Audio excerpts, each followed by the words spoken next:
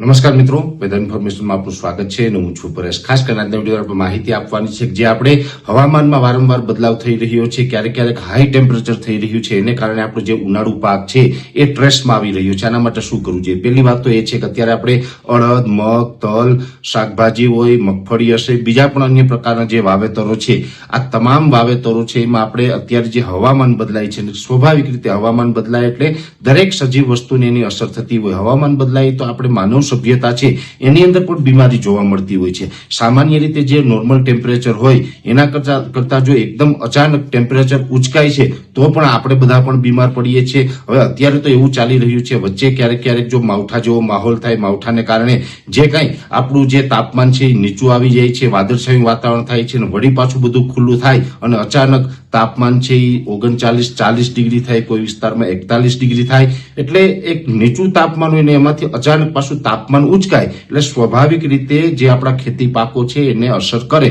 એટલે કે પાક છે એ સ્ટ્રેસમાં આવી જતો હોય અને આવું ઘણી વખત જોવા મળતું હશે। ને એમાં પણ ખાસ કરીને જો અત્યારે ઉનાળુ તલ હશે, તલની અંદર તો આ વધારે પડતા પ્રશ્ન જોવા મળતો હશે કે તાપમાન નીચું હોય ને અચાનક ઊંચું આવી જાય તો તલ છે, તલનો પાક છે એકદમ સ્ટ્રેસમાં આવી જતો હશે। એવી જ રીતે અડદ, મગ હોય, અન્ય પાક હોય, બધા જ પાક છે એને આ હવામાનની અસર થતી હોય છે। મોટા ભાગે જોવા જઈએ તો અત્યારે આમ તો જ્યારે પણ આપણે પાણી વગેરે આપતા હોય એ રેગ્યુલર આપણું ચાલુ રાખવાનું હોય છે, પણ ખાસ જ્યારે છોડ સ્ટ્રેસમાં આવે, ઘણી વખત આપણે એવું બને કે ચોમાસામાં અતિ ભયંકર વરસાદ પડે તો પણ છોડ સ્ટ્રેસમાં આવી જાય અને વરસાદ વધી જાય, શિયાળામાં અતિ ઠંડી પડે તો પણ છોડ સ્ટ્રેસમાં આવી જાય અને ઉનાળામાં અતિ ગરમી પડે ત્યારે પણ છોડ સ્ટ્રેસમાં આવતો હોય। જ્યારે છોડ સ્ટ્રેસમાં આવે અને એને સ્ટ્રેસમાં આવશે એટલે આપણે એના લક્ષણો દેખાશે, કેમ કે છોડ છે એ ઝાંખો પડી જશે, નિમાણો પડી જશે, ઘણી વખત એનો ગ્રોથ અટકી જશે। જો સતત એ છોડ સ્ટ્રેસમાં રહેશે તો એનો વિકાસ પણ નહીં થાય, બરાબર ફ્લાવરિંગ પણ નહીં લાગે, અલગ અલગ પ્રકારની ઘણી બધી અસરો એમાં થતી હોય છે। એટલે જો આપણા પાકમાં આપણે આવી હવામાનની અસરને કારણે છોડ સ્ટ્રેસમાં આવ્યું હોય ને આવું આપણે લક્ષણો આપણા પાકમાં દેખાય તો એની અંદર આપણે ઈલાજ કરવો જોઈએ। કોઈ પણ સારી કંપનીનું ઓર્થોસિલિસિલિક એસિડ આવે છે, એ દરેક કંપની બનાવે છે, કોઈ સારી કંપનીનું લઈ અને એનો છંટકાવ કરીએ તો પણ છોડને સ્ટ્રેસમાંથી આપણે બચાવી શકાય છે। બાકી આમ જોવા જઈએ તો એક હવામાનની અસર હોય એમાં મોટા ભાગે આપણે દવાઓ કામ નથી આપતી, પણ હા એક આ છે ઓર્થોસિલિસિલિક એસિડ છે એ એમાં કામ આપે છે, આ સિવાય એનો બીજો કોઈ વિકલ્પ નથી। ઘણી વખત આપણે એવું કહેતા હોય કે પાકનો વિકાસ જ નથી થતો, આપણે છોડ છે નિમાણો રહે છે, એમાં ઘણા બધા પ્રકારના આપણે હોર્મોન્સ વગેરે આપણે એનો છંટકાવ કરતા રહીએ છીએ છતાં પણ કોઈ પરિણામ નથી મળતું। શું કામ? તો કે જે વસ્તુ કુદરતી હવામાન એને જરૂર છે એ હવામાન ન મળે ને એને જરૂર હોય એના કરતા વિપરીત હવામાન મળે તો પછી એ છોડ છે એ હંમેશા એનો વિકાસ નથી થતો અથવા તો સારું ફ્લાવરિંગ નથી લાગતું। એટલે આવી સમસ્યા હંમેશા રહેલી હોય છે। એટલે અત્યારે જો જે હવામાન ચાલી રહ્યું છે એમાં મારું અનુમાન છે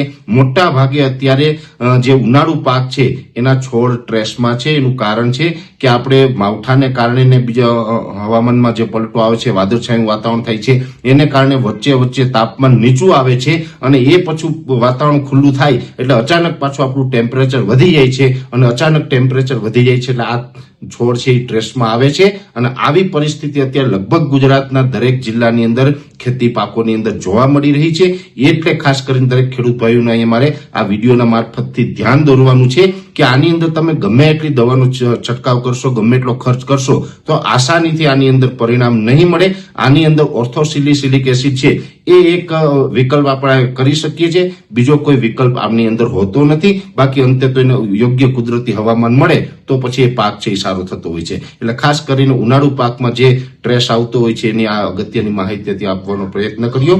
વિશેષ માહિતી છે નેક્સ્ટ વિડીયોમાં આપવામાં આવશે, અત્યારે વિડીયોની અંદર એટલું જ। અંતે દરેક મિત્રોને વિનંતી રહેશે વિડીયોને લાઈક આપીને દરેક ગ્રુપમાં શેર કરી દેવો, યુટ્યુબ ઉપર જોઈ રહ્યા હોય તો ચેનલને સબસ્ક્રાઇબ કરજો અને ફેસબુક પેજને ફોલો કરજો।